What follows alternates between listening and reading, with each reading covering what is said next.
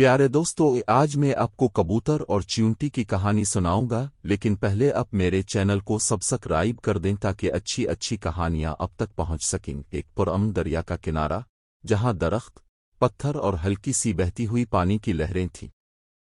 ایک چھوٹی چیونٹی جو دریا کے کنارے چل رہی تھی، وہ احتیاط سے چل رہی تھی، لیکن اچانک چیونٹی پھسل کر دریا میں گر جاتی ہے۔ چیونٹی پانی میں ہاتھ پاؤں مار رہی تھی اور ڈوبنے سے بچنے کی کوشش کر رہی تھی۔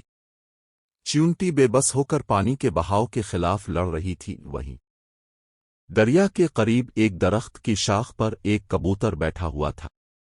وہ چیونٹی کی جدوجہد کو دیکھ رہا تھا۔ کبوتر فوراً اپنی چونچ سے ایک پتا توڑتا ہے اور دریا کی طرف اڑ کر آتا ہے۔ کبوتر آہستہ سے پتا پانی میں چیونٹی کے قریب گرا دیتا ہے۔ چیونٹی پتے کو دیکھتی ہے جو اس کی طرف بہہ کر آ رہا تھا۔ وہ پتے پر چڑھ جاتی ہے۔ پتا چیونٹی کو بہا کر دریا کے کنارے تک لے جاتا ہے۔ چیونٹی اب محفوظ ہو چکی تھی۔ وہ شکر گزاری کے طور پر کبوتر کی طرف دیکھتی ہے اور دل میں سوچتی ہے کہ وہ بھی ضرور کبوتر کے کام آئے گی۔ وقت گزرتا رہتا ہے۔ چیونٹی اور کبوتر اپنی روزمرہ کی زندگی گزار رہے تھے۔ چیونٹی اپنے لیے خوراک جمع کرنے میں مصروف تھی، جب ہی ایک شکاری جو چپکے سے کبوتر پر تیر کمان سے نشانہ باندھ رہا تھا۔ کبوتر شکاری سے انجان درخت کی شاخ پر بیٹھا ہوا تھا۔